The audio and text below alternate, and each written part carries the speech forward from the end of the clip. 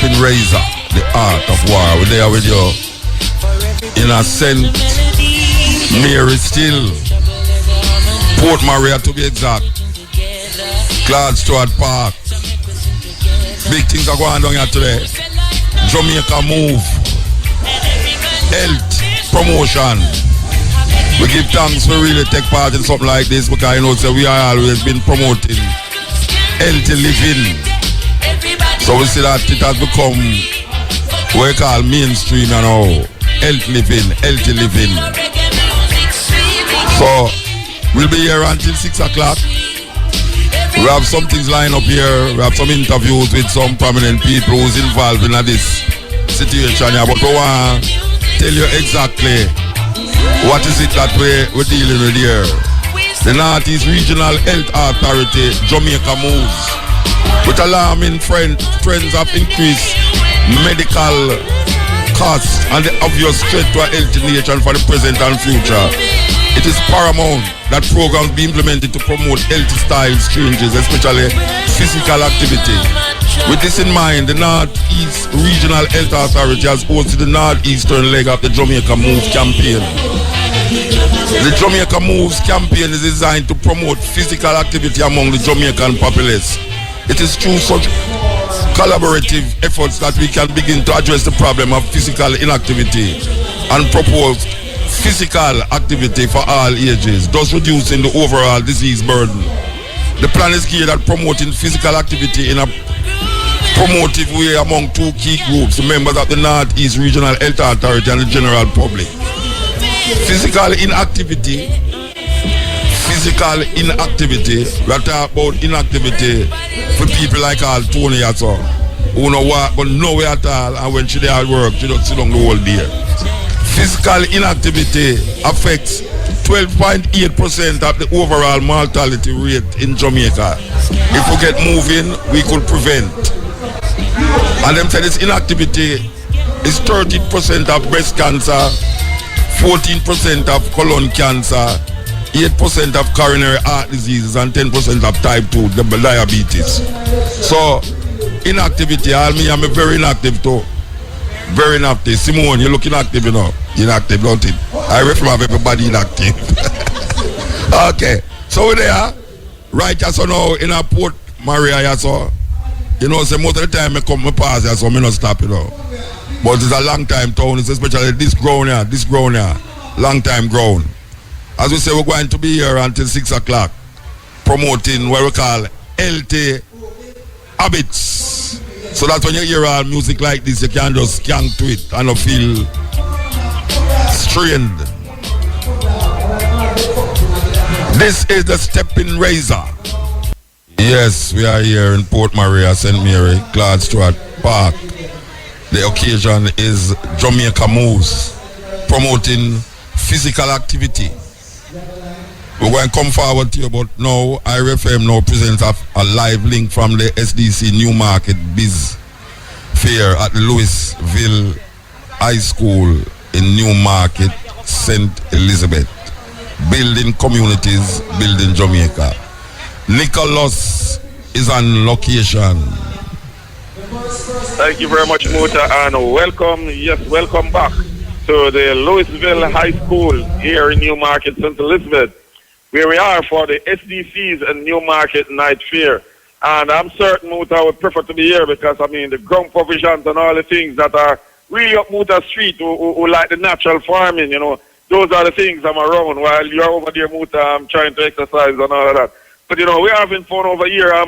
Some 12 local development initiatives are on location, selling basically from ground provision to process ground provision and, you know, I mean, things that are done locally like coconut jelly wine, passion wine, and, you know, a lot of things made by local Jamaican people, bottled and packaged by members of the community in St. Elizabeth.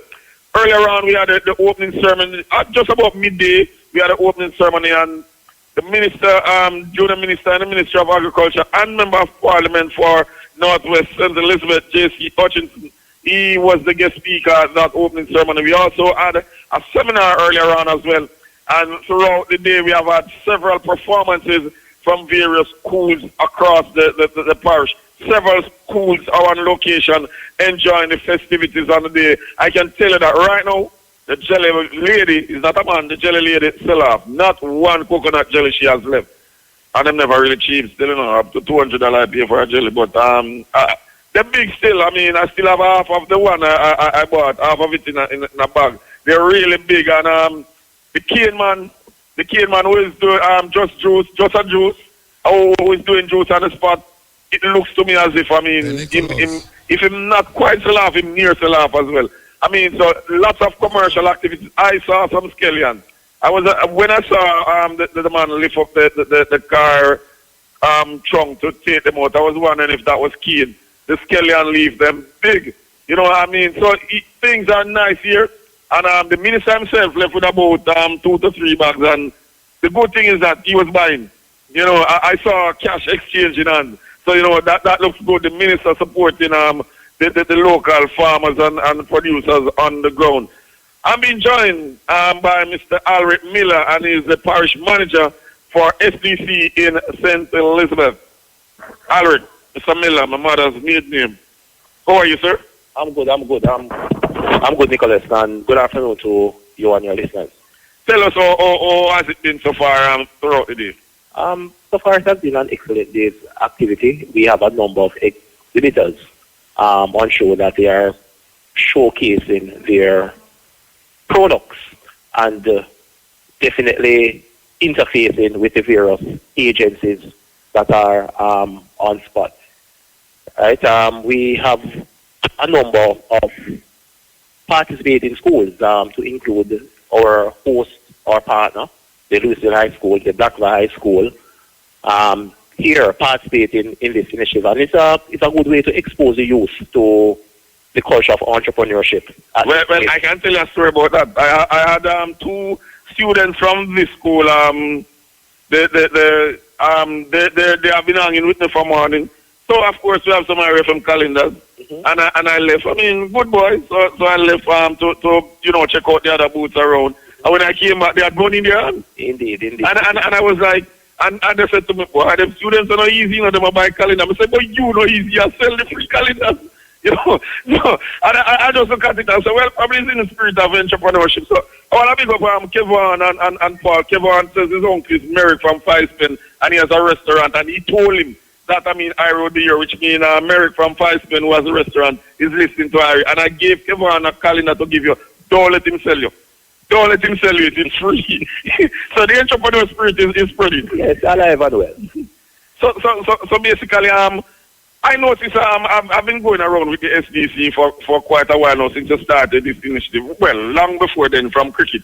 But since I started this initiative, I've been going around with SDC and I've been tasting products which are well done, highly produced, nicely bottled and all of that. But I'm yet to see these on the shelves of supermarkets. When are we really going to see these Jamaican products, good Jamaican products with natural things? Some of them no additives, no preservatives, no GMO. When are we going to see these things on supermarket shelves in Jamaica? In fact, Nicholas, the LEIs are at various stages, and in fact, some of them are basically on the shelves. Maybe not in your neck of the woods, but we have a number of LEIs who have packaged their products and have developed the necessary network with local businesses, right? That they are really on the shelves. So I would say for them to transition to the next level, right? It would take a little more time, a little more preparation for them to reach that stage. Probably some influential intervention, because this was something I wanted to ask the minister if there's nothing the ministry can do to say, as government, not that you're bad to people, but you must have some persons in the supermarket and other industry who you can say to them, help Jamaica, help local farmers, help local producers by having a little space. If it's even a 5x5 space for them to exhibit these products and have them sold, because probably that is what it really needs. Yes, I was quite happy with the minister's charge to the LEIs and the general audience here today that they are to eat what they grow and support what is locally manufactured. And especially given the fact that many of these products are agricultural based, and the agricultural sector has been earmarked as one of the major growth sectors for the economy. Has been for a while. Well, finally I want to ask, there is some level of confusion as to when we end here. I mean, I'm hearing we go up to as late as 9 o'clock. I see lights being installed, and I'm hearing like 5. Can persons out here coming from work 5 o'clock come on down and enjoy what's left of this function today? Well, definitely, you know, we move at the pace of the community. So if the community says 5 o'clock, if the community says 6 o'clock, if the community says 3 o'clock, we work with the pace. So we will definitely be here definitely up to 5 p.m. And there's provision for light. There's provision for light. And there are still products remaining. Not a lot. So individuals will have to hurry. And I would say to individuals who are coming, the jelly wine, the passion wine, watch them. I have a feeling they're junky. I've had samples and I don't feel like you can take them light. But they are natural. So that's the situation here right now. We should link again at 3:05. Until then, we'll walk around and do some more sampling and tell you when we return what are some of the good stuff St. Elizabeth has to offer from the soil. Until then, Nicholas Evanson, back to you, Muta. Nicholas. Yes, Muta. Nicholas. Yes, Muta, I'm hearing you. Say when rain a fall, when rain a fall, coconut tree hard for climb. Oh, so that is why I pay 200. You complain about $200 for coconut. You know when it takes to climb a coconut tree when rain a fall? Oh, so it's a real price I got. Oh, you mean a serious thing for climb coconut tree when rain a fall, you know? Well, to tell you, don't like you never at the top of the tree, you have to slide down. Shocking to me in the country and paying that much. I think it was worth it because what I still have a bag of coconut water from that same coconut that is more than what they put in the boxes on the shelf in the supermarket. So I think if it were on the supermarket shelf, the amount of water I got, I'd probably pay $400. You're supposed to drown now. We're going. We're struggling a lot.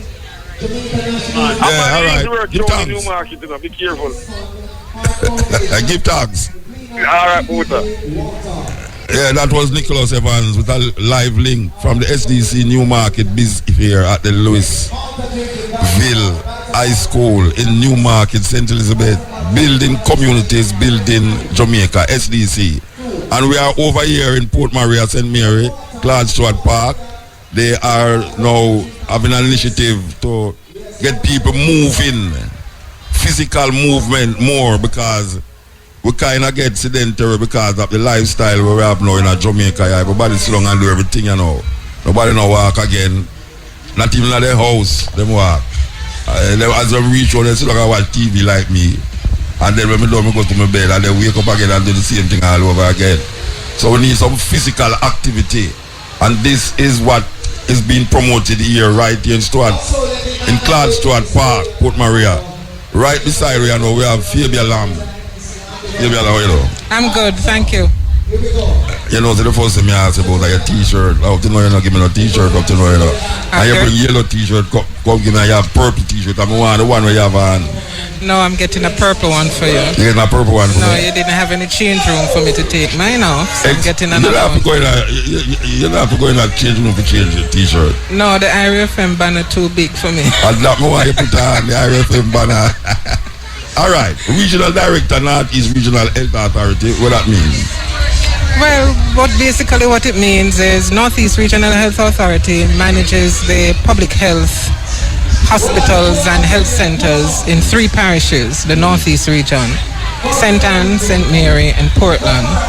And what that equates to is 4 hospitals, 2 community hospitals, and 72 health centers across the 3 parishes. A complement of approximately 2,800 staff, which include 2,800 staff, from doctors to porters. And so basically I think I have the responsibility to coordinate all these efforts and ensure that the delivery of public health care is given to the stakeholders, our patients, our communities, our clients. And with Northeast being on the North Coast belt, the tourism sector as well. All right, so is it that there's an epidemic of sedentary habits happening where it is now putting a strain on the hospital them in this part of the world? Why this thing, the drive now is for now? Well, the statistics have shown that over the years, we become busy people. And as busy people, basically you stop moving. You get in your vehicle, you said it at the introduction. Right, you wake up, you go in your vehicle, you go to a desk, you sit for the day, then you leave that desk back home, around the dining table, back in bed, and that becomes a routine.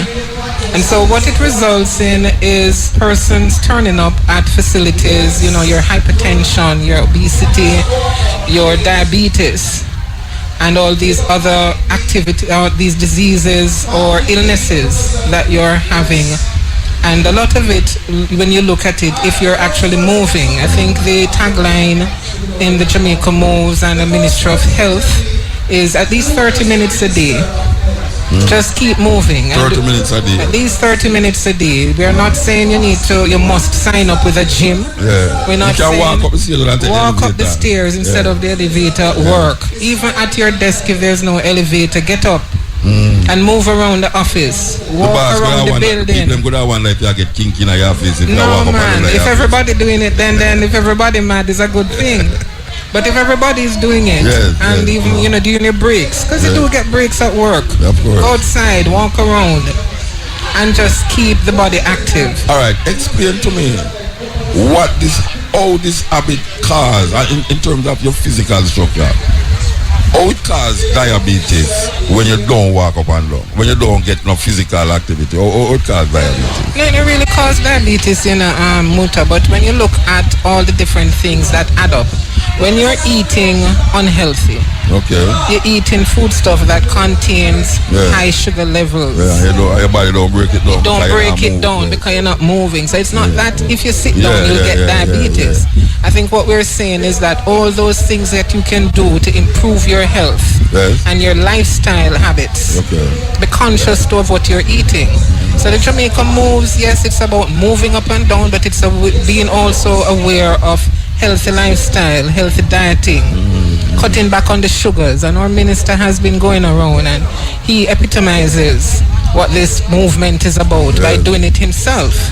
I would like to talk to him too. I guess I'm going to talk to him. He's here and he's on the schedule to speak with you. But I'm going to talk to him because I have something to add to the sugar thing we're talking about. Okay. Because I don't think that is the major problem now as it relates to diabetes. Right. Jamaican people do things where it's very problematic as it relates to diabetes other than, sugar is a cause, but anyway, I will leave that to him. Leave that to him. All right. So I can ask you a question now. Sure. When you're going to the school then, how you bring across this much? I know you have this publicly, but in terms of the 3 parishes then, I'm assuming that you're going to the school then. We're going to the school. We have primary care initiatives. So that's from the health center perspective, what we consider preventative health care. So basically your primary care, your health centers, the teams who work out in the field. And we do have interventions in schools. Inform teachers, students, parents. We go to PTA meetings about sensitizing people about healthy lifestyle, healthy diet, ensuring that the children are eating healthy. We do dental care within the school system. So the school, that age group and the schools are a big target in terms of who we interface with. We have the activity programs again through our health education and promotion unit in the region and across the ministry. You ever go to school and find out like more than one student under the age of 16 or 15 who have diabetes? Well, the statistics, I don't personal, but I think we have stats that show that your people are getting the diabetes younger and younger. No, but the student then? At that level, age 16, yes. It don't reach epidemic proportion yet? I don't think so, but I think the fact that it has happened is a cause for concern. Okay, and when if a student, if the Jamaica Move initiative finds students who have diabetes in the school, what is the next move for that?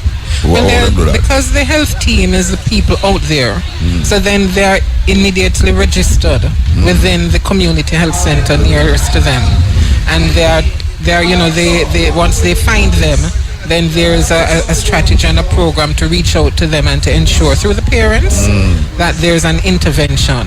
Yeah, you know, to assist. I thought that diabetes and high blood pressure was for old people like me and you. No, younger. No, I know, but when I was a child, diabetes, as a child, I had to say, I never see nobody in my school have diabetes. A whole people. I think it's old people disease. Yeah, it was a whole people disease. Now it's like more young people that get it. Yes. It's terrible. It is. It's really terrible. So the initiative supposed to be island-wide. Yeah. And it's not just, so this is basically an initiative to get the community involved at this level, but after today we'll continue the drive, within the communities and within the health centers and hospitals which will work. Okay. So this is just like the big thing for St. Mary to get everybody going, but then it is sustained afterwards with the other programs we have. I'm going to ask you a half-the-wall question. You want your half-the-wall question? Let me hear it. All right. Animals. The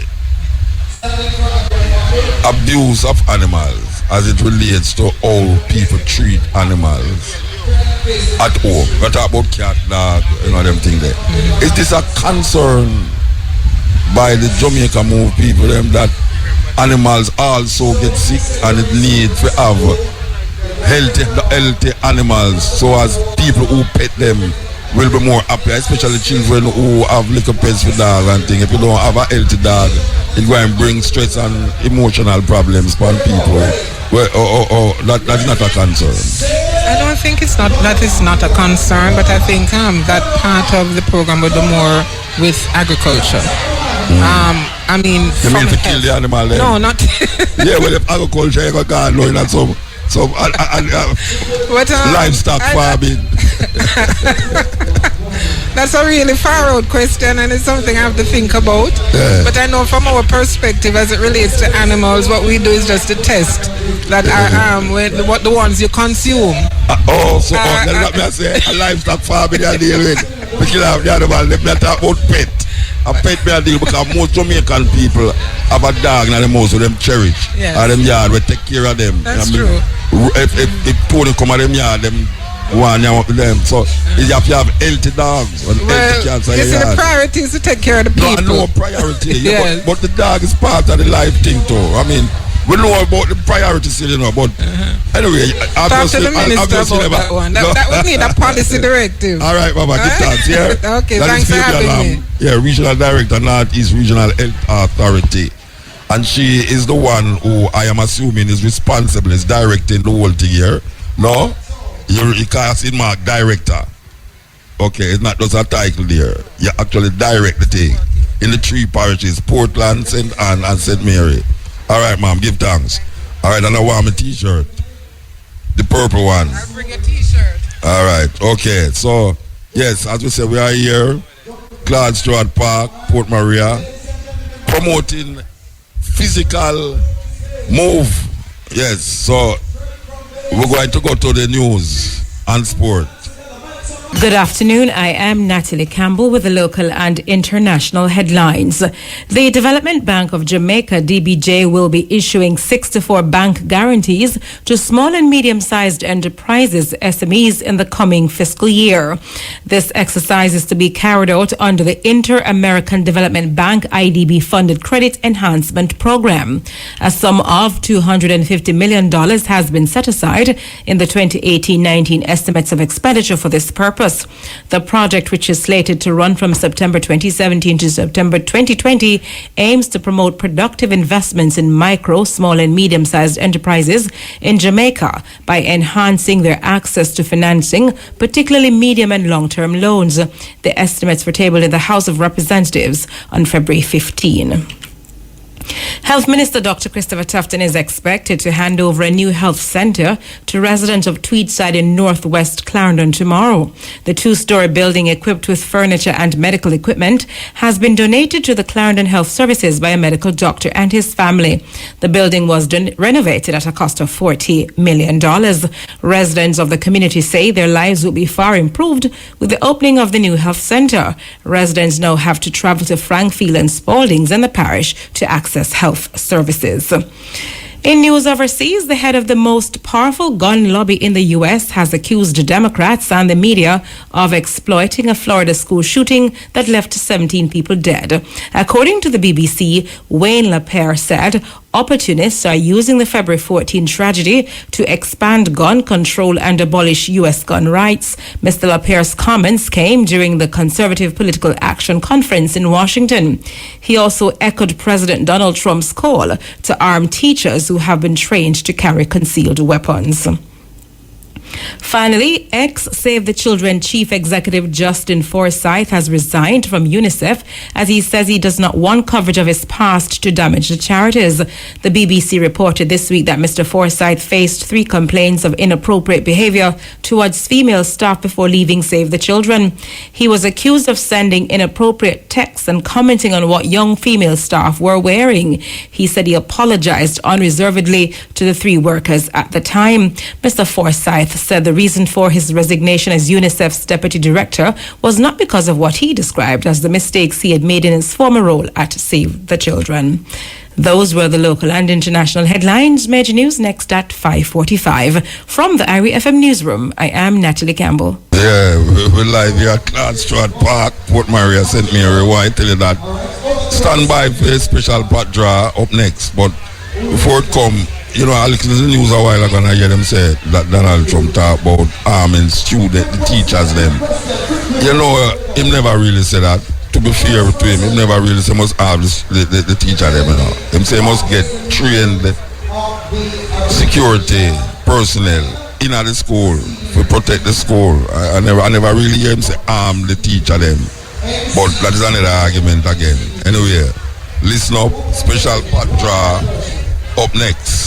So we could go on with this before them ready. Yeah, Maccabee. Say health is wealth. Without a doubt, health is wealth. You could have money a little more, you know, healthy. Trust me. It's either you're going to drop down because you're sick, or you're going to go to a doctor and can't afford the doctor bill. Okay, we're coming to you live from Cladstrad Park, Port Maria, St. Mary. We want to know now, say, IRFM now presents a live link from the SDC Newmarket this year at the Louisville High School in Newmarket, St. Elizabeth. SDC, building communities, building Jamaica. Nicholas Evans, how you doing?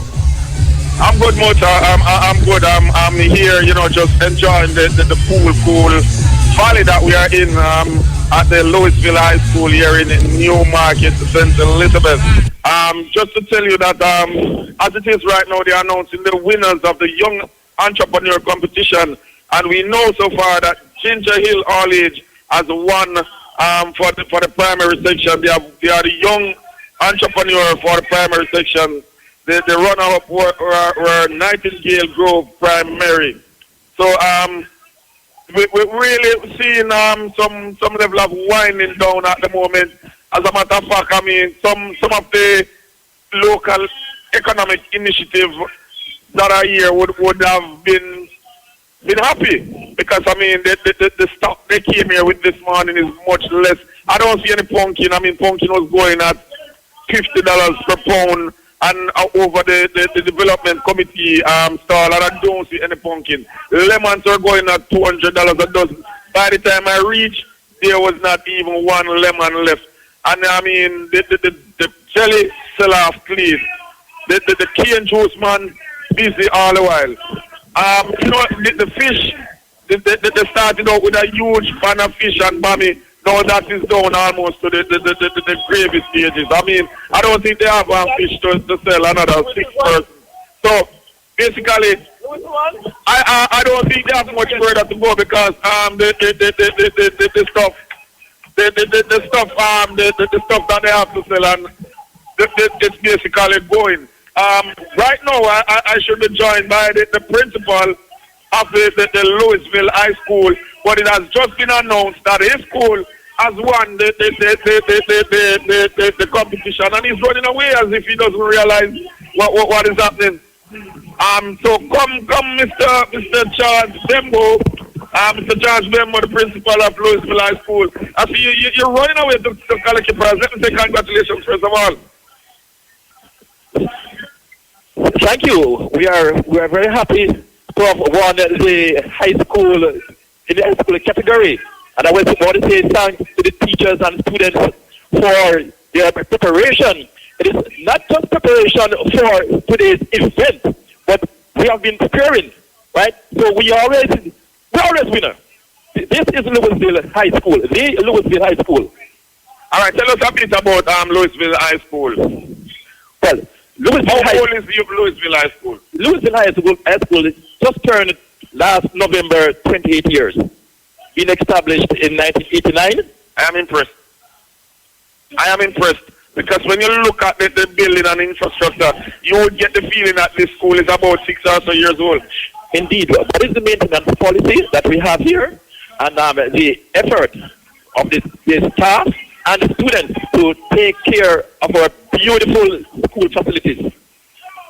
All right, where are your students drawn from? Because I had two youngsters with me this morning who decided that they were my producers and eventually sell off the calendar. no wonder the school with young entrepreneurs are in the high school category because they are real entrepreneurs. Yes. Now, but where are the students drawn from? One of them said to me when he came, sir, them said we're done tomorrow, but we're not done, you know. Where are they drawn from, really?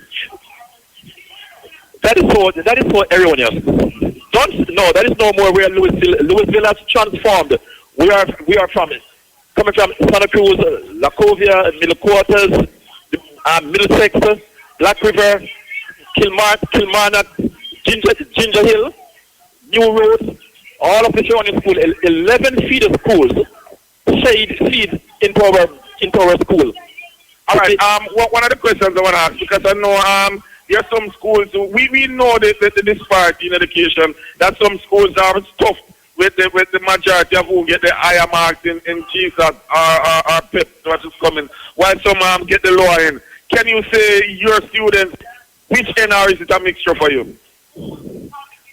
It's a mixture, and we are happy for the students that we get, because what? At the end of the five-year period, we measure the value added, and we have seen the skills that we put out, right? So whatever the ministry sends to us, right, we are happy for them. So we can mold young minds to be nation builders. One thing I can tell you, the state of the school tells, unless it's an illusion, but the state of the school suggests that you have disciplined students. Indeed, very, very, very, very disciplined. And the teachers and all the staff, all categories of staff, admin, auxiliary, and teachers, they are for discipline primarily, right? A good attitude will result in excellent altitude. All right. Finally, what sort of support does Louisville get from the community? We see this project being held here, but this was brought here by the SDC. In terms of PTA, in terms of events to raise funds, the school looks freshly painted. In terms of painting the school, what sort of support does the community rally around this school? Number one, the support is on the foundation of reciprocity. The PTA body, we have a very active PTA who will involve in fundraising and they pay the dues, etc. And they identify project. We identify project and we put it out as we want support. Most of the skills, they are from persons from around the area, local people from around the area. They support any fundraiser we have here, night or day, and very, very peaceful. We don't have concern so much like in other places as it relates to security, because most persons, at least 99% of the citizens, they are involved in the school. Either they are past students or their children attend the school, or they work there to build the school. And they help to farm your 25 acres of land. Well, yes. All right, thank you very much, Mr. Charles Bembo, and he's the principal of Louisville High School here in Newmarket, St. Elizabeth. And I can tell you, It's really impressive. The structure, I mean, it's conducive for learning. When you look at it, how it's nestled in a valley with the mountains around it, and the colors. I mean, these colors were carefully chosen to match it's almost like the national flag, to match the greenery, the bright yellow that stands out among the greenery of the school. Indeed. Whatever we do, we do a team approach, and we put a team in place, headed by my English department HOD, and they went and they came up with this idea, this color. It is actually teal. When I call it blue, they said no, it is teal. When I call it yellow, they said it's gold. They can't say anything they want. We don't know about no aqua and all of that. We know about blue, green, and yellow, and all that. We don't know about Indeed. Yeah. But it's really a good school in terms of the infrastructure and all of that. And as you mentioned, in terms of the support from the community, and it sounds very wonderful. And from here on, I personally am looking out to hear more about Louisville High School from Newmarket, St. Elizabeth. I'm really impressed. 28 years, and it looks as if it's no more than 5 to 6 years. I'm really impressed. Congratulations, Mr. Principal. On two fronts, congratulations for winning the Young Entrepreneurship for high school, and congratulations for a well-kept school and a well-kept school community. Thank you, RFM. Okay, so that's our final link for today from the SDC Newmarket Fair. Tomorrow it's SDC again, this time in Morant Bay, St. Thomas. SDC really highlighting the young entrepreneurs and even old ones in the community, Jamaican people, the things they plant, the things they make from the things they plant, the craft item, the clothing, and even the cane juice, man. Anything, SDC really is championing cause for local people in Jamaica. So, on behalf of what I had as a team today was two youngsters who decided that they just adopted me and decided they were going to be my producer. So let me once again big up Kevin and Paul from Forsythe, and they are also from the Louisville High School. So, Mr. Principal, you have to read the producers and nurture them for me, please. So, for the final time, Nicholas Evans saying back to you, Mutabaruka. Yeah, give thanks, Nicholas. That was Nicholas Evans with a live link from SDC Newmarket Bizfair at the Louisville High School in Newmarket, St. Elizabeth. SDC, building communities, building Jamaica. And we are over here in Port Maria, St. Mary, Claude Stewart Park, right on the beachfront, that's all. Okay, so so this is Jamaica Moves, promoting physical bit, stifling the packet of the Jamaican, but also the system itself. We have sitting beside us here, Dr. Christopher Tufton, Minister of Health. Good afternoon, sir. Good afternoon, Muta. How are you? I'm okay, sir. And I know you never come in with no green t-shirt. I know you have a green t-shirt that blind me. Yeah. I'm going to tell you, I want a purple t-shirt, and I don't want to bring no orange t-shirt come to me.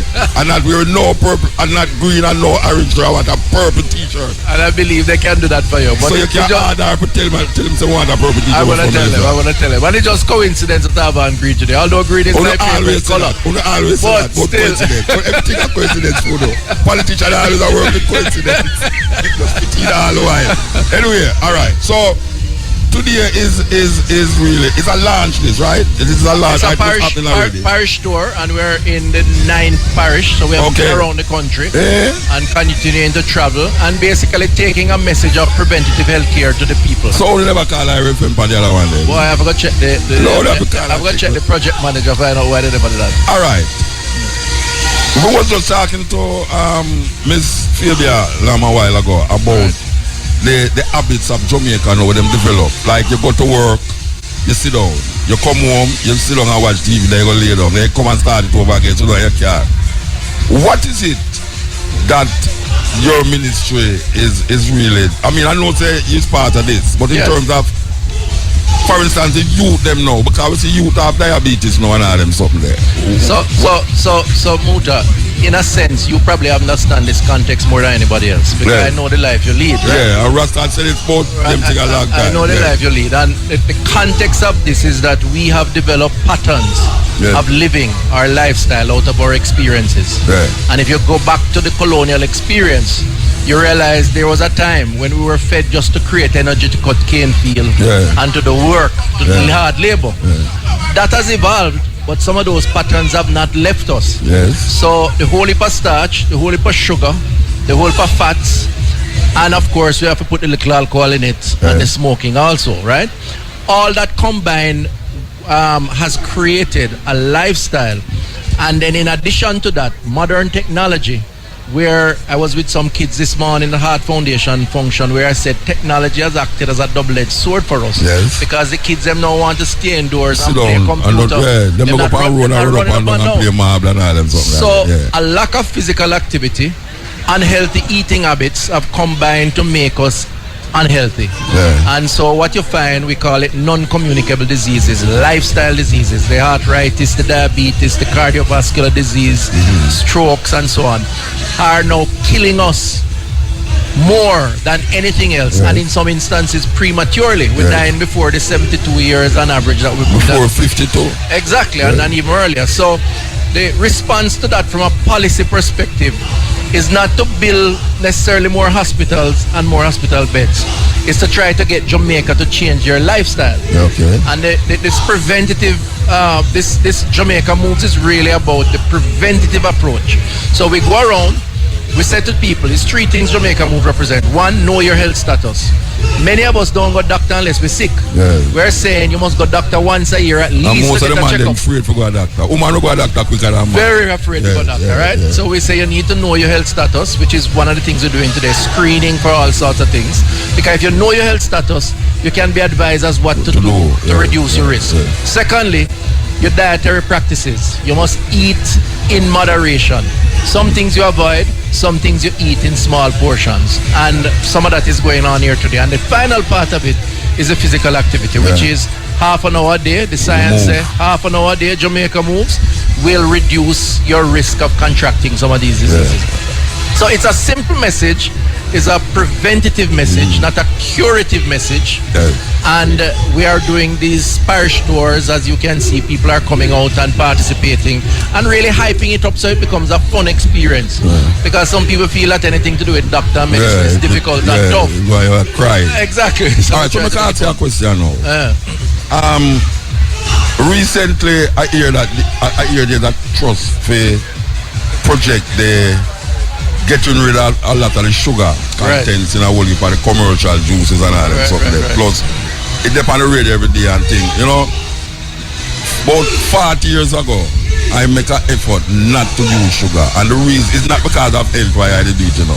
It's because when I look on the agony and pain with cause my foreparents them in a slavery because of the addiction of the Europeans them to sugar and rum.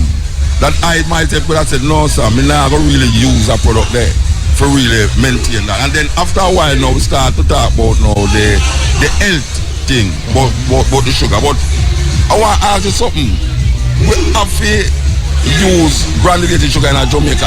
Is there a WTO thing where say anything will come on here so the government can't stop it from coming because they want to make a deal with them with it, because you have certain things that come in at the island, you know, like for instance, bottled water. I wonder how when we go in a supermarket appear made in Trinidad, water me see on the shelf, and I say, is there a deal where the government make that because free trade, you can't stop them things when we have so much spring and thing go on, how that work out? Well, in a simplistic way, there is an agreement that countries have about the benefits of free trade. You know, the economists will tell you that if you allow others to be exposed to your product and you to be exposed to other products, it drives efficient production and it gives people options where otherwise they would have none. And if you put barriers in the way, then a country could protest those barriers, particularly if them have agreements. Like you talk about Trinidad, we are members of CARICOM, and one of the tenets of CARICOM is that free movement of trade and people, goods and services. Until that change is something that government sign on. Until them stop at the airport, them not all. Yes, so you do get that. But having said that, as a country, we have a responsibility, certainly in terms of public health, to protect our people. And as a consequence, there are things that we can do.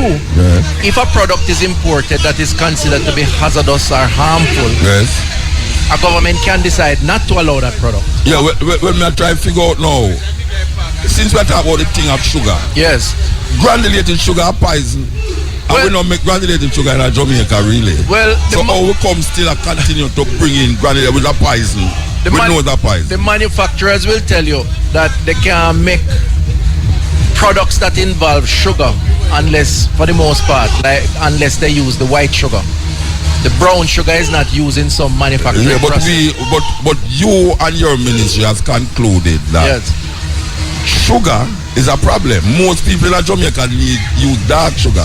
Yeah. But the worst one is the granulated sugar. Yeah. So why is it more that processing? Yeah. So for want of a better word, why Trump the health of the people them as opposed to the trade agreement with other countries? Because I want to believe that would I want more look on the health of the country and don't bring in a granulated sugar in the country, rather than I say, well, you know, I will heap of the product them make with granulated sugar, we have to bring them in because of trade agreements. So the issue is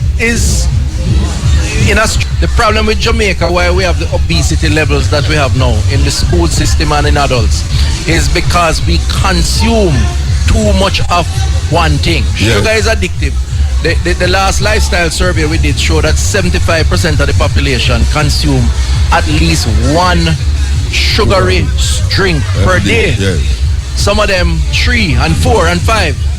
That is bad for you because that is inevitably going to lead to the obesity challenges that many people face. And the sugar feeds cancer cells, for example. The doctors will tell you. So the issue becomes, what do you consume? How much of it do you consume? And so it's not so much that sugar is totally bad, but it is that if you consume it, totally bad, man. Well, sugar is a drug. Some people choose not to have it at all. Sugar is a drug, you know. Sugar come like rum, you know. Sugar come like cocaine. It's addictive. Yeah, so what may I say to you now, brethren? Because look at now. You tell local people to use lead sugar in them products. Yes. But round the back now, more importation are going with the same sugar and the world sugar are coming at the island. That sounds to me like the wind. No, that sugar that is being imported is imported primarily for the same manufacturing, you know. So when you tell people to cut the sugar, it's really that sugar you're telling them to cut. Because a lot of the sugar that they use in manufacturing is not the brown sugar. The brown sugar is the white sugar. Yes. So when a company like a beverage company say, or a Butch and National Continental say they cut their sugar by 33%. What it means is that sugar that they are using in their bread, it's a granulated sugar. It's gone down by 33%. Yeah. And we're encouraging that. We're encouraging that. The other thing we're doing is encouraging and ultimately legislating information on products. Yeah. So the consumer can take up a product, look at it, and understand what is there and decide that this is not something that we want to consume. Yes. All right. And that's important. All right. Look at all. Some people might say you back all food out of their mouth. Yes. But you realize most of the sugar when school picnic eat, they right at the gate of the school. Yes. So how we going to work that out? Because people are going to say you can't limit people from doing them want to do. But if this is a detrimental thing to school picnic, and most of it is consumed right at the gate of the school, or you think you angle that? Well, the Minister of Education and myself have been talking about that. And there are a couple of things that we're going to do. One, we're going to come out with a school nutrition policy, which is going to guide what we expose our children to in the school system. Yeah. That means to give them more balance, and indeed, even to go to the extent of totally banning certain things in the schools. Okay. The people on the external of the school, just outside of the gate, the vendors, who are very important to supplying the students, they are going to have to be incorporated in that. And there's going to have to be an enforcement. In other words, we're not saying, for example, I'll give you one case, bag juice. Bag juice is cheap. Poor people buy it because they can't afford other branded products. It's not that you want to eliminate bag juice, but frankly speaking, the bag juice is sugar and water. And the question is, how much sugar you put in there to the water that is there, and indeed, what else can be put in there also to create the flavor without creating the damage. And so what the Food Task Force report has suggested, and I have put in place a year ago, is that we're going to have to talk to manufacturers about product reformulation. Now, it is a Not everybody like to hear that because nobody want to change. But the truth is we have to do what we have to do. But that's like a long-term thing, and I'm not good at knowing a power by that time. Them thing they happen. By that time, government change and them reverse everything. I predict no, me not predict. No, rejection power. No, it's like how you try reverse the ganja thing now power. You know, I'm supposed to but what government come and you come and reverse the ganja? No, we not apart from that, I could get something straight now because I want to clear up some things now. You realize, Jamaican people eat more starch than sugar. Yes, true. And the food with some Jamaicans, yes. Most Jamaican people. For instance, if you look on a 4-man plate, him have more white rice in it than meat. Yes. Him eat bully beef, more white rice than that. Him eat chicken back, more white rice than yam, cocoa, dasheen, all of them something now. And we know, maybe them don't know, that the carbohydrate transform to sugar in your body, which is also a major cause of diabetes. Alright, so how the minister going to tackle that now? Right, so first of all, it's difficult to take on everything one time, right? I know one time. No, well, it's difficult to take. You can't tell people. So hold on. One of the things that you're doing is preaching moderation. Yes. You know, one of the things that about Jamaican people that we don't appreciate fully, and we need to try and appreciate it. We don't have to eat. When you go to Europe, right? People eat 8-course meal, and when them finish, it's not even 10% away. We eat one course, right? Because we have the feeling that unless the plate pile up like a mountain, bully for white rice, right? And that's the kind of adjustment that we have to preach. In addition to that, take sweet potato. I love sweet potato, and I use it as a substitute to rice. Yes. Because sweet potato is complex carbohydrate. Better than Irish potato. By far. Break down easier. Good, literally good for you.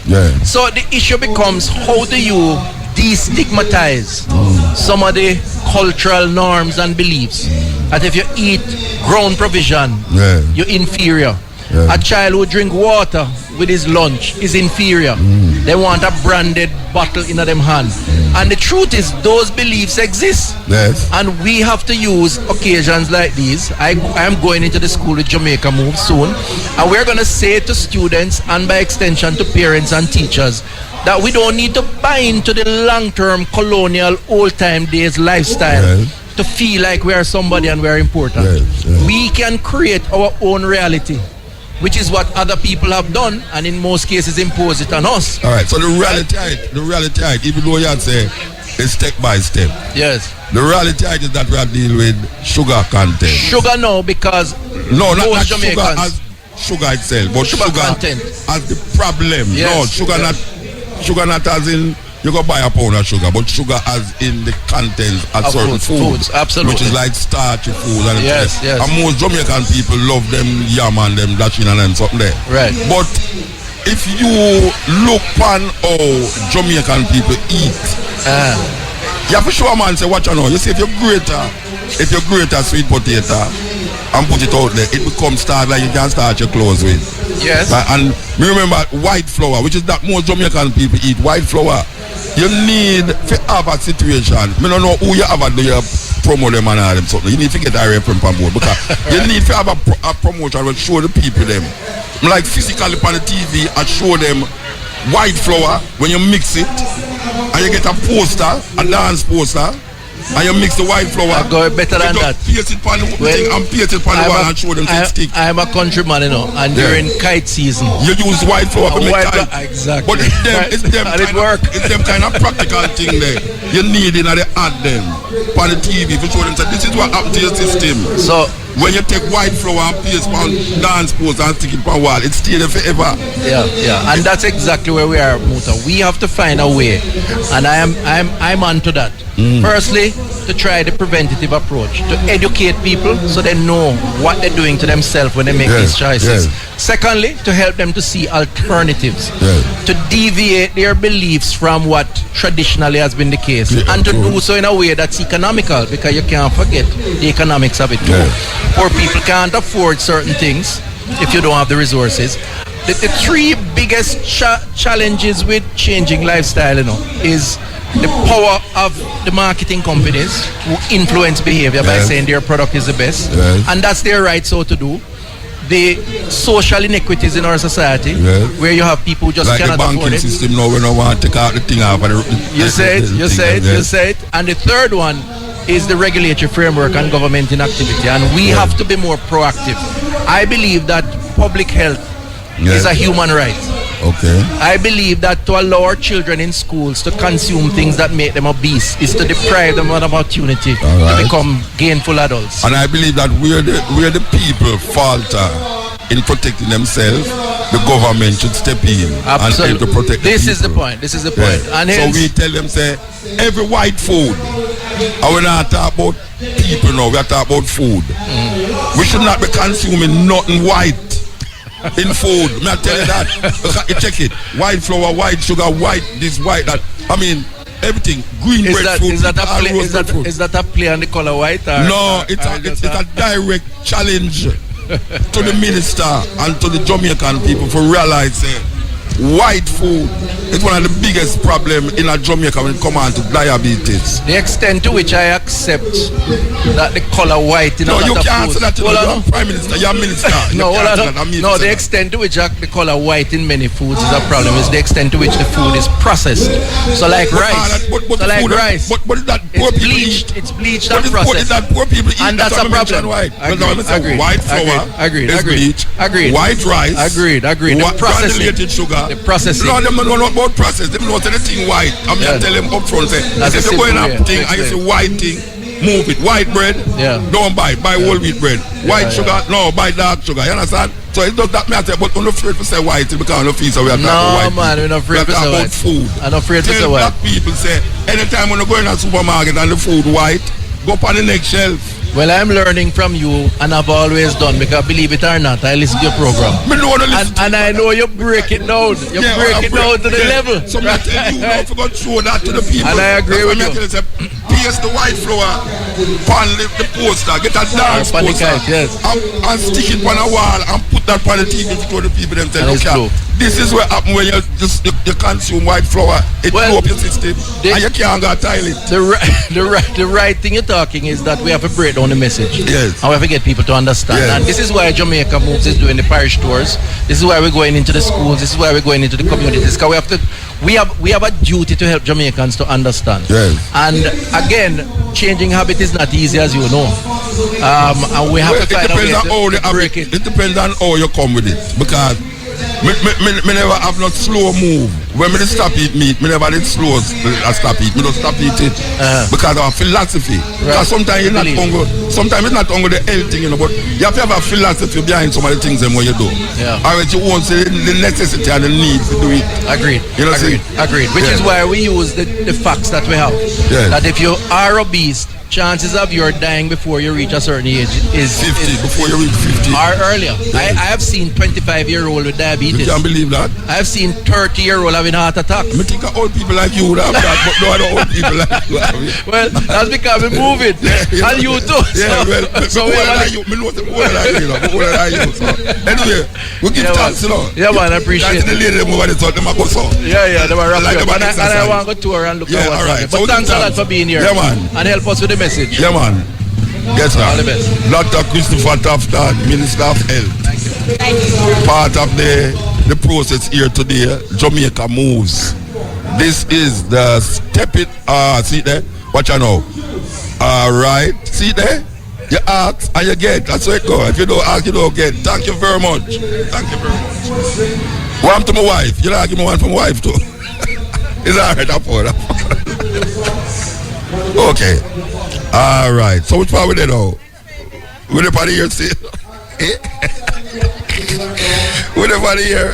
We're the party here now. We're going to do some exercise with that lady, you know. Believe you me, here, you know. Yes, we are here at the Claude Stewart Park, right over here in Port Maria, St. Mary. Jamaica Moves, an effort to make Jamaicans move is we laugh for a day to maintain a certain physical activity and health. So we have on the line here Marsha Lovely, Head of Marketing and Corporate Communications at True Juice. Good afternoon. Good afternoon. How are you doing over there? It's bleaky, but it's nice. There's a lot of people here actually, doing some exercise on stage, and the people them actually following them. So I've been walking around to make sure I exercise too. You're walking around now? Absolutely. Say you can't come on national radio and tell lie them you're there. No. You sit down and talk to me. Don't tell a lie, but. You walk a morning time. Tell me if you walk a morning time. At work. From one half to the next. You said talk at work. Come in where your office big still. There's a lot of walking to that work from different buildings. It's a big compound. Yeah. All right, I'm going to say something now about True Juice. True Juice, from long time, have a portion of them juice where don't have sugar and somewhere have sugar. Yes. All right, which one of them is the bigger seller? To be quite, our homemade juices are our bigger sellers, and our homemade juices are the ones that are done just like you make it at home. So some of the things that you would add at home, which could be sugar and other ingredients, is our homemade line. And then of course we have our no sugar added line, which is where there's no preservative, no sugar added. It's just the juice, the juice from concentrate, and sometimes freshly squeezed juice. All right. So, and that is written on the label, right? When it is concentrated, when it is freshly squeezed. Yes. It's very clear on the label. Yeah, all right. It says no sugar added 100%, or it says homemade, and the label tells you what is added to it. All these ingredients. Is it possible for True Juice to make juices that are not pasteurized, so as to have it on the shelf still, or you have to pasteurize the juice then? Well, just in terms of the actual production process, I'm not going to speak like the master blender, to tell you the truth. So I can't say whether you do not have to pasteurize or So I really couldn't, from a technical perspective, tell you whether you have to or not. You can't speak to that then? No. That's being honest. That's very being honest. I appreciate that. Yes. All right. Yeah. Continue. Right. So for us, what we're saying, and particularly with Jamaica Moves, we at Jamaica Moves promote our no sugar added 100% juices. We have our beetroot juice, no sugar added 100% juice. We have our green juice, no sugar added 100% juice. And we have our new juices in Tetra Pak, which is the one that does not have to be refrigerated. You can look on the supermarket shelf for it. You can put it in your cupboard, and when you go home and decide when you're ready to drink it, you put it in the fridge. We have those in no sugar added as well. Both 500 ml and 1 liter in a variety of flavors, including our orange juice. But the truth is, our orange juice is our big seller. And 1 liter in a variety of flavors, including our orange juice. But the truth is, our orange juice is our big seller. All right, I know the orange juice is the biggest seller, because when you go through the airport, a lot of people take up the orange juice. But tell me which other juice, True Juice, make that don't have no sugar in it. So we have orange juice with no sugar. We have mango, orange, pineapple with no sugar. We have strawberry, banana with no sugar. We have apple with no sugar. So we do have variety of juice with no sugar. We have our beetroot juice with no sugar. Our green juice with no sugar. And these fruits that you mix with the orange juice, is it concentrate, or is it the real fruit you're getting at the juice? Some of them is from concentrate. Our orange juice at different times of the year, based on when it's orange season, it's freshly squeezed orange juice. And the label will tell you if it's from concentrate at that time of the year, or it is freshly squeezed. Again, we're all aware, none of these fruits are all year round. So in order to meet the market demand and supply, of course, you'll have to make concentrate and save concentrate for future months when it's not orange season, for example. Yeah.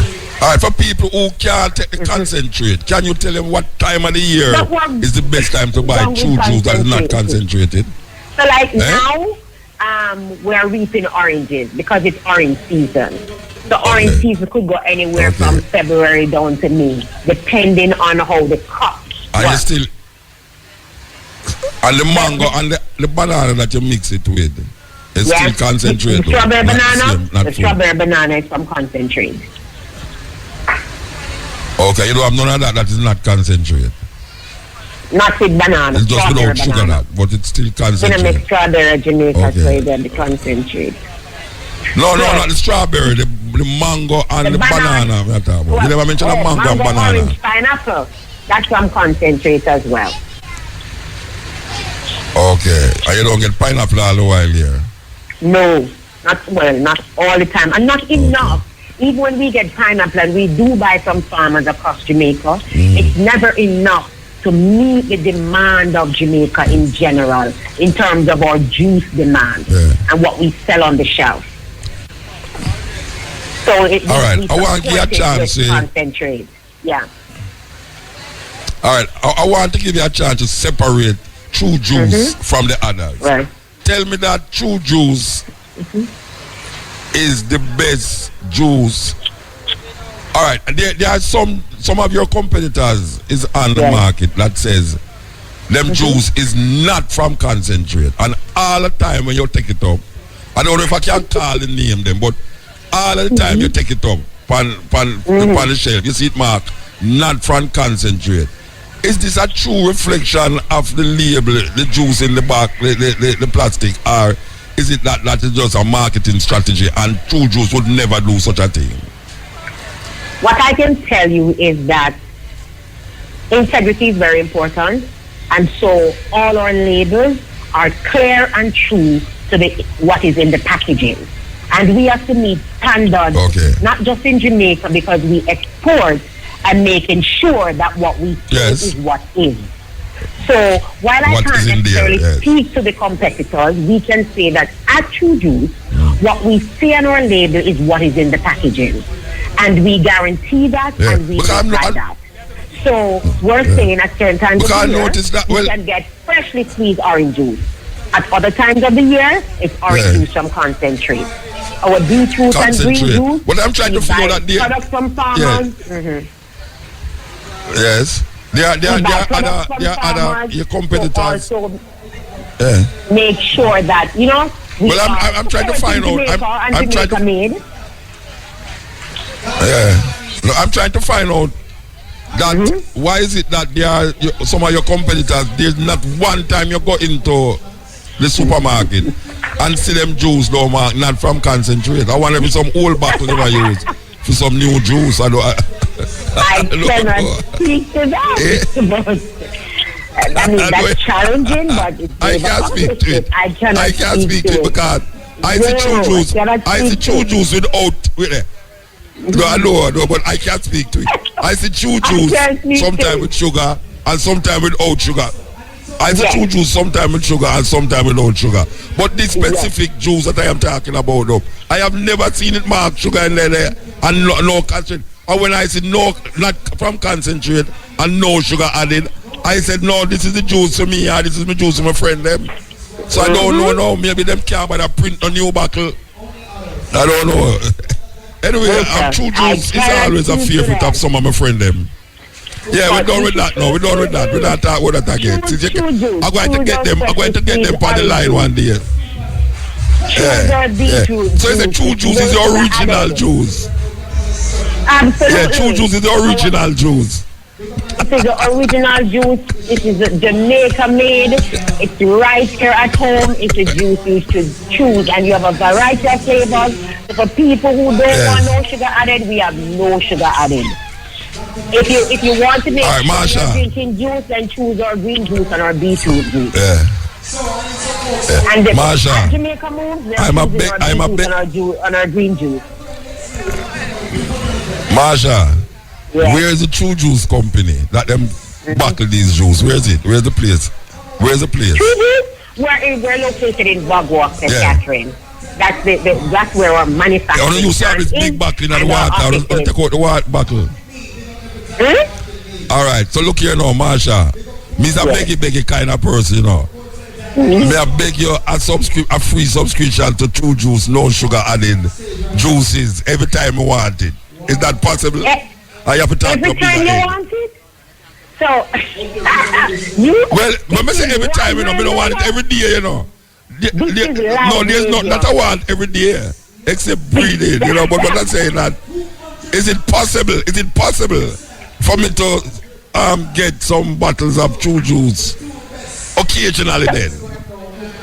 When I so desire. So you know what we can do? We can have an agreement where you enjoy True Juice from us, and not every time you want it, but sometimes. And of course, you just make everybody know how very good True Juice really is. And no, but listen to me now. Excuse me. I beg your pardon. Look here now.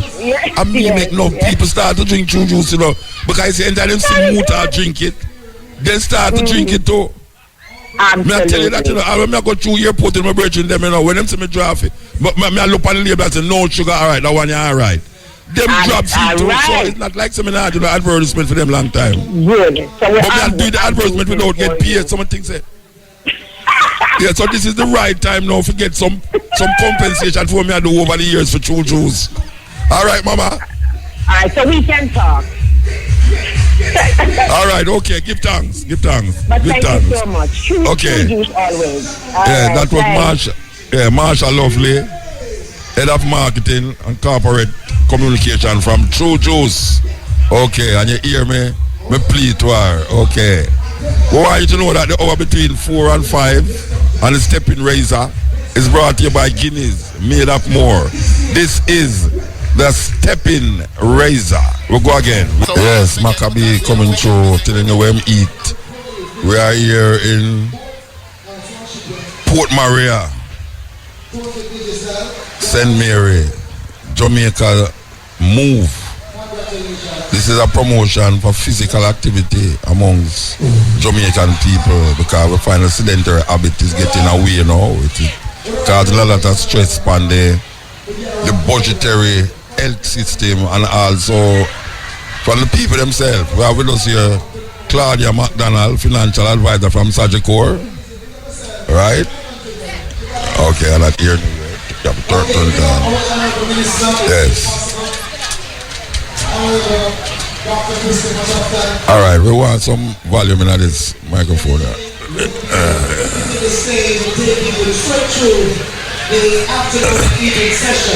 You're not hearing you. She's not hear her. She's not hear her. She is from Sagicor, and we need to get her voice on the microphone. Okay, we could go up and shoot until we get the microphone proper in this time. All right, we hear it now. Yes, so we say Claudia McDonald is the financial advisor for Sagicor, and that is the totality of Sagicor, not just a branch. We were called life insurance advisors before.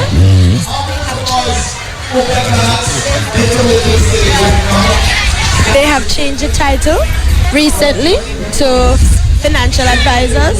So now we're still the persons who go around and talk to persons and tell them, advise them as to what is best for their health and, financially how they can help themselves to make money and create wealth for themselves. So I can ask Sagicor supporting a health wellness center. They are also an insurance company, right? All right, so it's logical. The more sick people is the more your business boom. Why would Sagicor want to promote health and wellness? All right. First of all, your first question was if we have more sick people, the business will boom. No, that's not necessarily so. Because each time a person gets sick and they claim, then we have to pay out from the reserve. So we don't really get anything from paying out. We get more when we reserve. However, we don't want Jamaicans to be sick. So we are always supporting persons with the health and wellness programs, and Jamaica Moves is one of the great examples of those initiatives. And we are supporting Ministry of Health with their full backing because they are doing a tremendous thing with this program. All right, so what other initiative is Sagicor apart from this? What other initiative is involved in? All right, so our biggest calendar event for Sagicor is the Sigma Corporate Run. And last Sunday was our 20th anniversary run. And we had 26,519 participants from across Jamaica. Yes, see? Yes. Yeah, I know people that. And we were trying to raise 50 million for our two beneficiaries this year, which are the Spanish Town Hospital Neonatal Wing and also the School for the Deaf in St. Anne. And we did indeed raise the $50 million for the two beneficiaries. So how much time a year you have the run? Once per year, every year. Yes. Yeah? All right. So I'm assuming that you have a booth here, Sagicor. Yes, we do. So if someone come to the booth, what them would find here? What is it? Well, we have our brochures there today, and we are giving persons advice as to how they can help to protect themselves from their financial strains when they become ill. Yeah. So we are giving them advice how to help themselves financially. Well, give thanks. Very short interview. Very short interview and very scripted. I know you used to scripted interviews, but that's how it goes. Okay, we're there with you. I don't know if you can hear we're going on in the background, but that song is about exercise. Them are exercise on the stage, as you know. We are on the Steppin Razor live from St. Mary, Port Maria, and the beachfront as well. The place we don't see no blue sky on here, so but we see a mountain of black, some of the sunshine over there, so but everything is nice. A lot of people here, is here. Okay, so we're going to continue. Yes, you're listening to the Steppin Razor live from St. Mary, Port Maria, Jamaica's Move. This is an initiative to get Jamaican people moving. Too much sit down like me.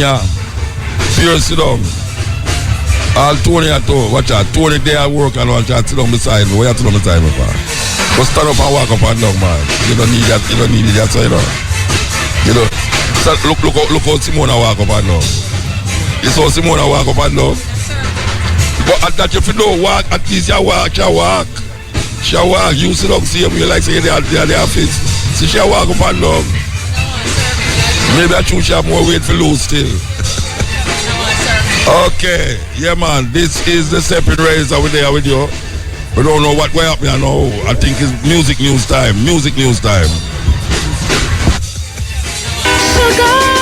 Jamaica Gold, the finest Jamaican brown sugar. Clean, clear brown crystals, nature's energy food. Sugar! The time by Jamaica Gold. The best brown sugar is... Yeah, the time is 32 minutes past 4 o'clock, music news time. Everybody feel irate when they listen to irate. Everybody love irate. Welcome to Music News. It's Thursday, February 22, 2018. Music News is brought to you by Burger King. At Burger King, taste rules your way. Okay, here we go. Jamaican international artist Sean Kingston's legal problems are far from over. According to TMZ, a judge has ordered the Jamaican pop singer to pay a New York City jeweler named Aquamasters $301,000 after he was sued over 9 pieces of jewelry he never paid for. The items include 2 diamond necklaces, 4 gold chains, 2 watches, and a ring. Sources say Sean Kingston was allegedly flaunting the jewelry on Instagram. However, the pop star is unable to pay the bill for the blinks. In 2015, he was also ordered to pay another jeweler over $50,000 for a chain and a watch he owed money for. Aqua Master sued the Beautiful Girl singer back in 2016. He never responded to the lawsuit, so the judge issued a default judgment. According to Aqua, Sean Kingston allegedly made an half-hearted attempt to pay, sending 2 checks, but they all later bounced. 1, 2, 3, 4. Entertainer Mungo Honorable had his bail extended when he appeared in the Kingston and St. Andrew Parish Court in Halfway Tree yesterday. The entertainer, whose given name is Damian Roden, is charged in connection with the murder of Cleveland Smith last year. Smith was shot and killed at a dance in the community of Akiwalk in St. Andrew. Yesterday, when the matter was called up in the Gun Court Division, Mungo's bail was extended for him to return to court on April 18, 2018. He is being represented by attorney at law Christopher Townsend. The Bad From A Bond DJ got his break in 2005 when he teamed up with producer Don Corleone. Among the tracks are Flippin' Rhymes, Inna My Arms, and Bad From A Barn. Sing J. Jamil just recently wrapped up his 14-city U.S. tour and has arrived in the motherland for a show in Gambia. With only 3 years since his breakout single, Gain the World, Jamil has been able to carve a path for himself, which has him as one of the most sought-after artists out of Jamaica. After 3 weeks in the U.S. on the Strongest Soldier tour, Jamil made stops in cities such as Kansas, Minnesota, San Diego, Oakland, Los Angeles, and Arizona. There is no doubt he has gained a new fan base across these states. The Sing J is also completing his debut album, but has not announced any release date so far. Hey party fans, draw close or turn your radars up for the 411 on what's popping for this weekend. All roads lead to Club Fever at Margaritaville this Friday, February 23. The event will feature live performances by iOctane, Tommy Lee Sparta, Exclusive, while musical juggling will be provided by DJ Flames, DJ Cass, DJ Ashile, ZJ Liquid, and DJ Sunshine. Admission to Club Fever is $1,500. Ladies $1,000 before midnight, VIP $2,000. While on Saturday, February 24, it's all about the original Rubber Dub Dancehall at the Big Bamboo Sports Bar and Grill in St. Thomas. The event will feature live performances by Capleton, Josie Whale, Peter Metro, General Trees, Little Briggy, Andrew Tosh, Philip Fraser, Chronicle, Tristan Palmer, Michael Levy, Ivad, and a host of others. Admission to Rubber Dub Dancehall is $1,000. On the international scene, Kodak Black and his attorneys scored a small victory in his latest legal war. He got 3 criminal charges dropped. According to TMZ, the state of Florida dismissed 1 charge each for possession of weapon or ammunition by delinquent, grand theft of a firearm, and child neglect, according to Kodak's attorney, Bradford Cohen. The charges all stem from the January raid at the rapper's Florida home. You'll recall police were alerted after he posted an IG live video showing several men with guns and drugs. Kodak's young son also walked into the room. Police say they found 94.9 grams of marijuana. Kodak's still facing other charges, including marijuana possession and possession of ammunition. He's still in jail for a probation violation. Celebs celebrating their birthdays today: DJ Roundhead, entertainer Iceman, and singer Bobby Hendrix. On This Day in Music, the year was 1997. No Doubt went to #1 on the UK Singles Chart with Don't Speak, the 3rd single from the band's 2nd album, Tragic Kingdom. This Day in Music, the year was 2001. Shaggy's album Hot Shot was certified multi-platinum by the Recording Industry Association of America. Also in This Day in Music, the year was 2016. Adele won 4 prizes, including Best British Female Solo Artist and Best Album of the Year by Brit Awards. That's the full 100 in music news for today, Thursday, February 22. Yes, we are live here at Port Maria. This is the Jamaica Moves. As we repeat, we want to just tell you that the Northeast Regional Health Center Authority Jamaica Moves activities, including aerobic sessions, body sculpting, food preparation, demonstration, question and answer, booth displays from key agencies, presentations from various agencies, fitness competition, which I will go on for the stage, on-spot jingle competition, local dance group dynamic squad, medical screening, HIV testing, nutrition counseling, mental health, art tests, on-stage entertainment. I think the ding dong proposed today, yes. Health message from the Minister of Health. Video promotion and the benefits of exercise. Health services, these include blood pressure screening, blood sugar screening, cholesterol, hemoglobin, HbA1c. What is HbA1c? Tony? What is HbA1c? Yeah, well, that sound like an address. You don't know this one. Can nobody on there can tell me what is that? All of these things will be offered here in a mobile unit, right here in Port Maria, and the Anglican Church is just right over there. So I want to find out what HbA1c. So like a car have to move. Like a car have to move. All right, we are going there. So now, tell me now, what's going on here? No, we are going there. So. This is Anil in the studio.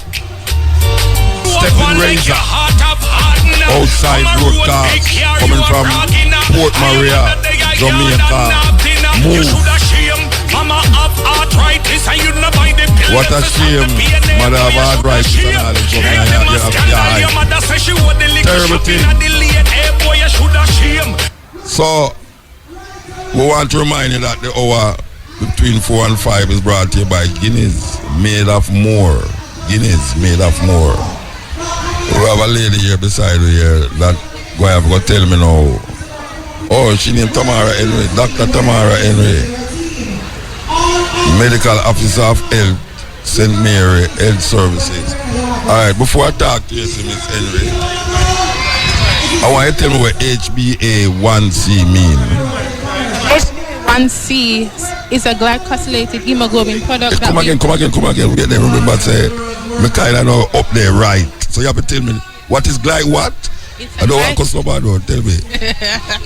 It is glycosylated hemoglobin. It's glycosylated. What is that? Hemoglobin. That's hemoglobin. That's the sugar is attached to the blood cells, and it shows you how your blood sugar is managed over a period of months. It shows you how well your blood sugar has been managed over a period of months. So unlike when you go to the doctor and they do a finger prick and you can see what's happening right then and there, and sometimes they get a false sense that, oh, it's been monitored well or it's not doing well. This one tells you how well you've been doing for over a period of months. So even if you cheat when you go to the doctor, you cheat. What kind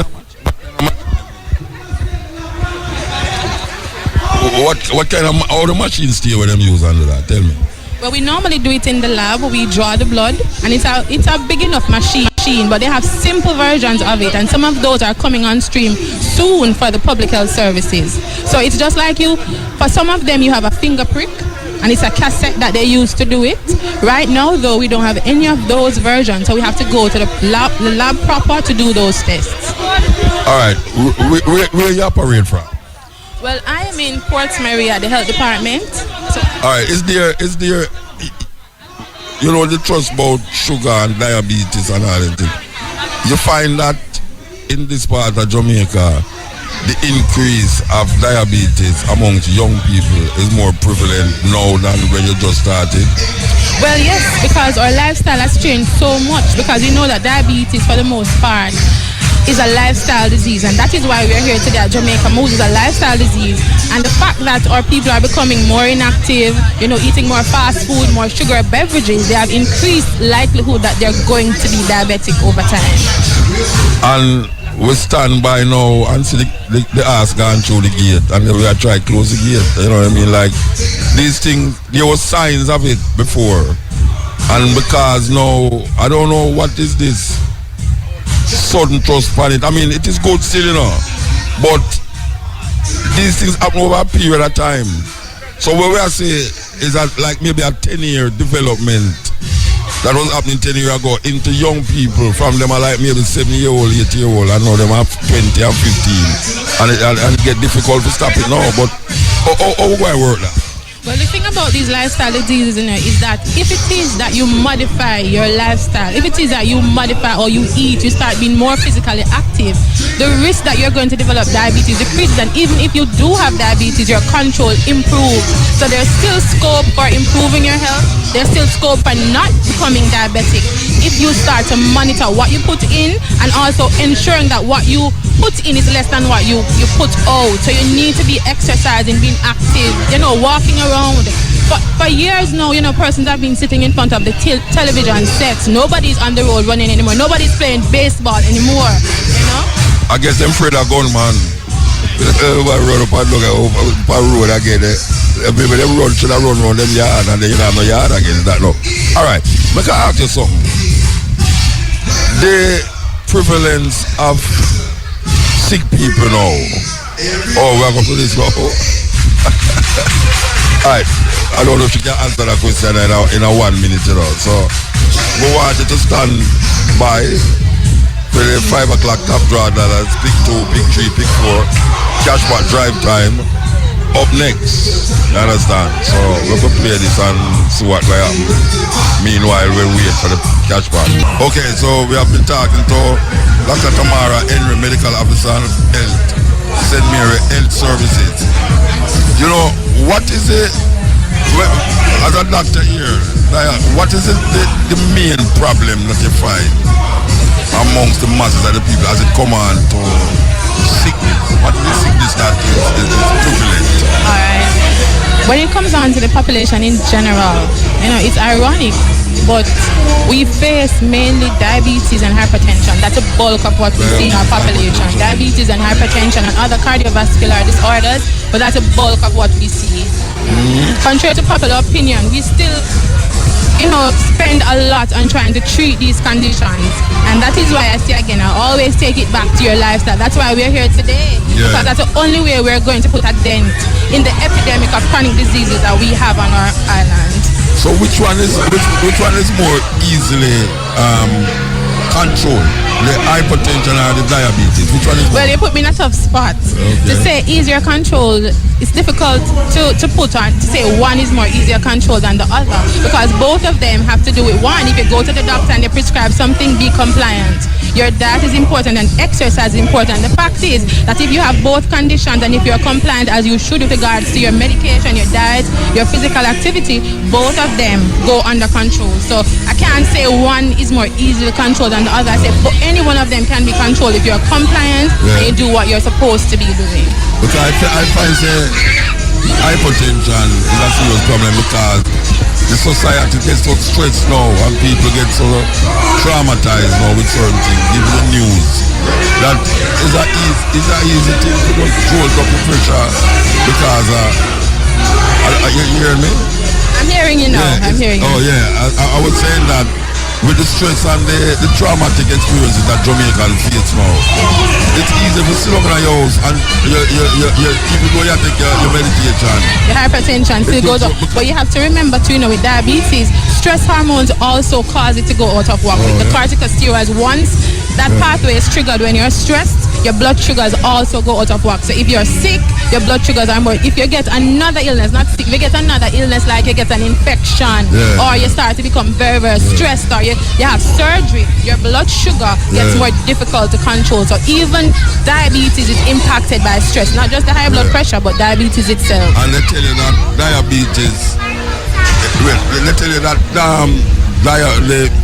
they tell you that when you have a cut, it's harder to get better when you have diabetes. That is true, especially anywhere by your eyes, just your foot. Because most people no, anywhere you get a cut if your blood sugar is not controlled. If you have diabetes and your blood sugar is controlled and your fighter cells, your white blood cells, because the thing is that with high blood pressure, your fighter cells are impaired. Yeah. So if your blood sugar is controlled and your fighter cells are, up to scratch, they're soldiering on, that wound will heal, just like another person. But if your blood sugar is not well controlled, that's when the problem comes in. Is it true that most people get stroke when they're sleeping in the night? Is this true? Okay. We find that persons that have stroke coming in the night, but they come in the day as well. So that would have to be another thing. I know that. That's not something that I have looked into.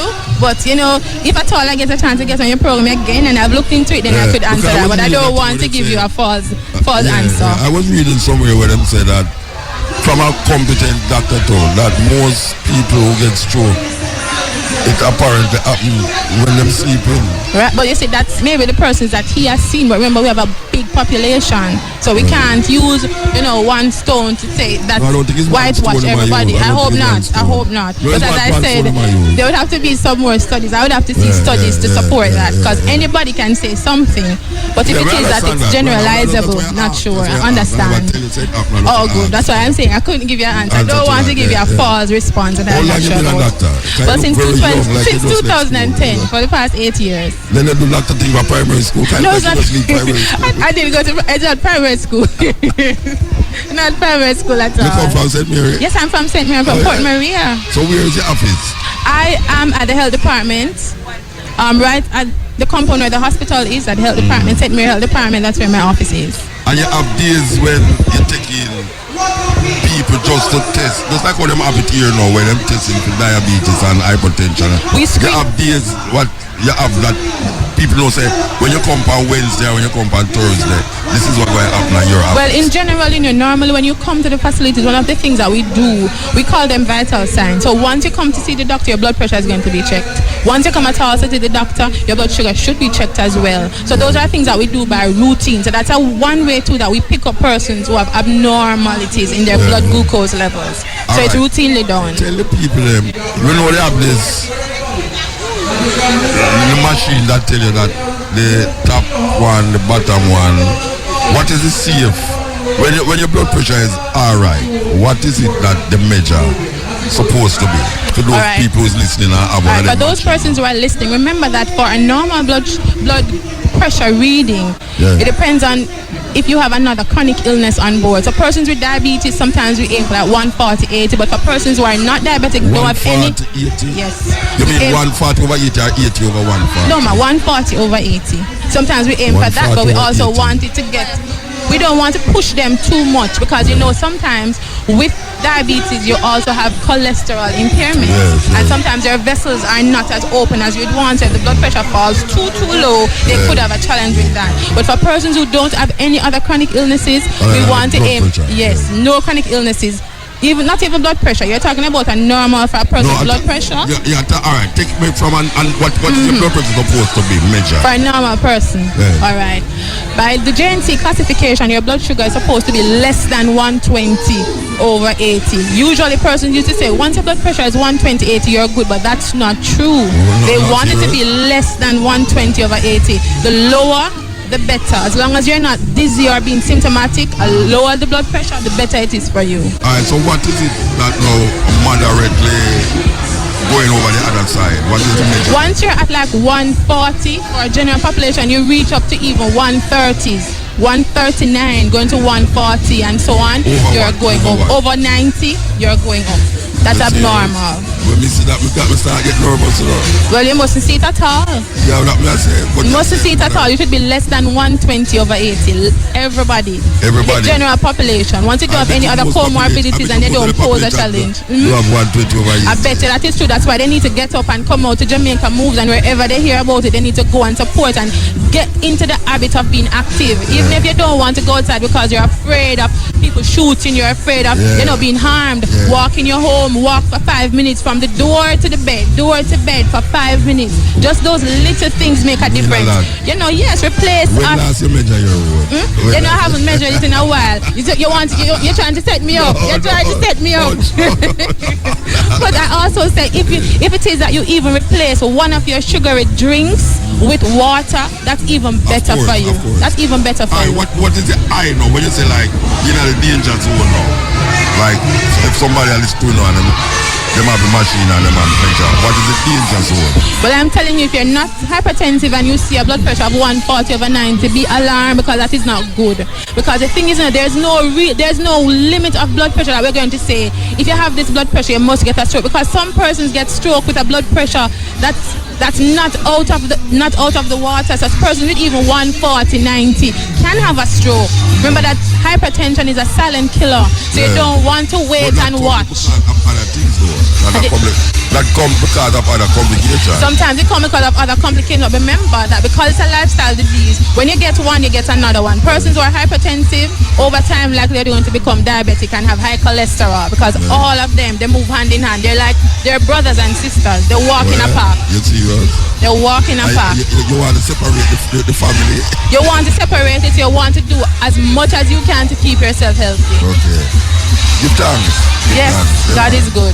I really, if I see, I'm going to enjoy it. All right, you can do that. No problem, Musa. But I don't know why as I come here I feel like I'm all of the disease them that them talk about. It's because don't let me try to load you up in Mr. Musa. Don't let me load you up. So make sure you exercise and you're eating properly. Well, I don't know about the exercise. Well, I go walk first and go back on my car, so... No, that's not good enough. That's not good enough. Even 5 minutes. Even in the office, walk around the chair. Walk to the bathroom, get up and walk for 5 minutes. No, I walk more than half an hour. You walk more than half an hour a day. All right, that is good. Make it a part of your routine, not just when you have to, but put it in your routine. When we go up outside and you that chop block and bush and all them something. Well, that is good to know. Good to know that you're still active. Good to know. I don't know if I'm active enough now. Sometimes I feel guilty. Well, if you feel guilty, maybe it's something you need to do about it. At least for every adult, we should be getting at least 30 minutes of physical activity a day. Every day. What should I do? More than half hour over 60. Over 60. Not necessarily. You don't necessarily need more than half an hour. Half an hour every day is a good start. You don't want to start and kill off yourself. You need to know what your limit is. You know? Some people exercise, when I run up another place and a little more, them knee hurt them. You have to be careful. You have to be very, very careful. That is why in the Northeast we have a program. Once it is that we want to start persons on physical activity programs, they are assessed not only by the doctors, the nutritionists are there as well, but also our physiotherapists are a big part of it to see how fit this person is and what they can tolerate. So that's a big part of being fit. Knowing your limit, don't put yourself, everybody is not Usain Bolt. You understand? So we have to take it based on what our bodies can tolerate. I almost remember that Usain Bolt young too. And him young too? Yes. So this is, thank you again. Thank you so much for having me. I run them around me, you know. No, they must stop me. Are you them honor me? I'm glad. They must stop me, them not run you. They must stop me. They must stop you. Oh, I saw it go. Dr. Tamar Henry, medical officer of St. Mary Health Services. Yes. And you know why you go down to the place to go take your blood pressure. All right, let's do that. All right, God bless. All right, so, yes. Steppin Razor. You know, every time we start that tune, we play about the tune. We don't get the gist of the tune again. Because the advertisement, they pull up the thing, you know, believe you. Yes, right here. We are calling. Live, Fort Maria. Jamaica moves. Right now on the stage is Holy Park. Movement to go on. Really exercise. You know, see them dance, they don't need no more exercise than what them are, right? They go sick. From exhaustion. Because you can't sit too. From exhaustion. We have beside here Takis Foga. Takis Foga, okay. And you are the director for the health promotion and education at the Ministry of Health. That's correct. The Ministry of Health here or the Ministry of Health? The head office. The head office. Ministry of Health. Okay, so you're the firefighter office. Yes. The firefighter office. All right. When you say health promotion, what you do is you promoting the item and tell the reason about the sugar thing. Is you responsible? We're working along in collaboration with the Global Obesity Prevention Project. So we've been working along. So the overall Heart Foundation is the executor of that project, and so they have been funded through. Can't remember the name of the fund, but they get funded to do that. But they work along with us so that our messages are also going out. So the initiative about the sugar thing is not coming directly from here, but it's a global. Meaning, no. Well, we've been pushing this no sugar. Yeah. What we have got recently, some funding to do is to start getting some of the ads that we've wanted to be pushed out. Push it more, amplify. Right, exactly. Because we also have like the National Food Task Industrial Force that is also working on that area. Yeah, I was telling the minister, I was interviewing the minister and I was telling him about that In my estimation, the biggest problem as it relates to sugar is not actually the sugar itself, but the starch food that Jamaican people love yam. When you have so much starch food that it becomes sugar in your body. What do you think about that? More white rice, more white flour, more white bread. I don't that I leave that for the nutritionist to break down. I don't want to say anything that's wrong. So we just overall tell them to be watching their fat, the sugar, the salt, sort of thing. Trying to eat more vegetables and fruits, of course. You know, you have salt that increase the blood pressure. You know that? Like the black salt and the Himalayan salt. Okay, I don't know about all of those. No, it's not a study, you know. I've heard about when you're search for health, you have to find it, you know. Trust me, you know. All lemon for your food have a salty taste, you know. And them today, them for promote, maybe them don't know still, but you see, if you cook, if you have like rice, I know Jamaican people can't have not without salt. Them can't have Rasta food and say it's too fresh for them. Alright. You say you put little lemon on it, squeeze little lemon on the rice, it tastes salty. Because really, it's not like we look for the food taste, you know, we look for salt and sugar taste. And that's from the addiction. So when you're promoting these things now, what step you take? Because you must have a strategy. What is the strategy now for that you say now, if I do this, it's supposed to yield this result over a period of certain time?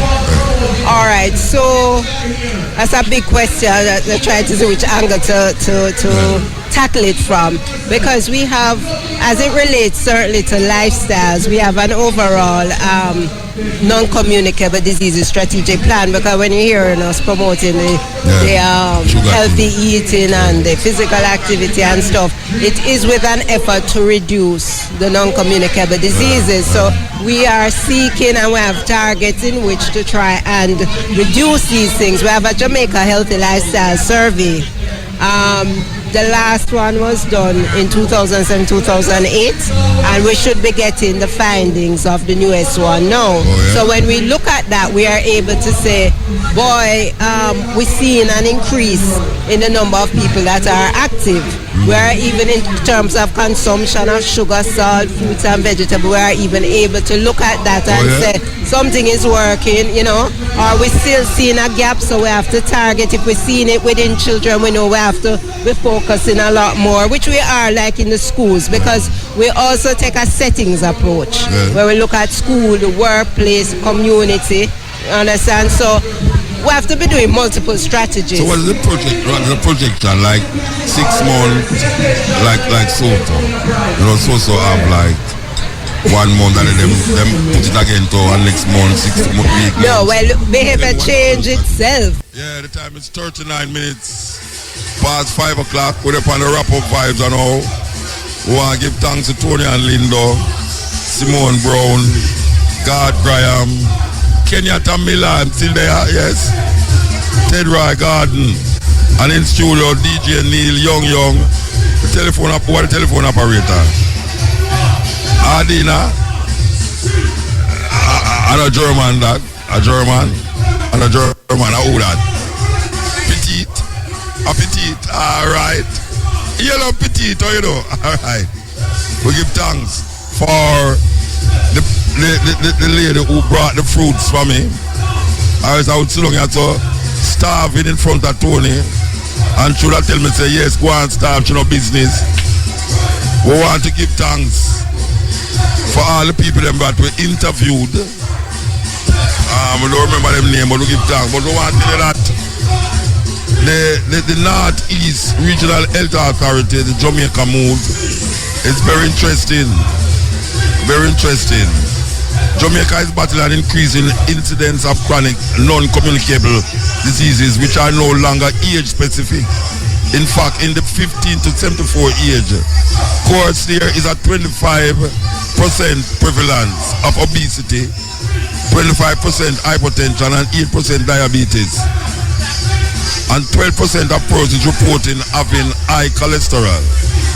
This underscores the need to promote physical activity as one of the modifiable behaviors to reduce the prevalence of non-communicable diseases are help to control the illnesses in persons who have been diagnosed with these illnesses, reduce the occurrence of complications from these diseases, and lower the occurrence of premature death.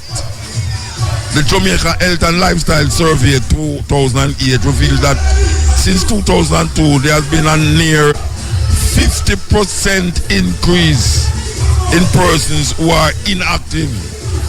This trend is cause for concern, as physical inactivity is recognized globally as the fourth leading risk factor of non-communicable diseases such as hypertension, heart disease, diabetes, and some cancers.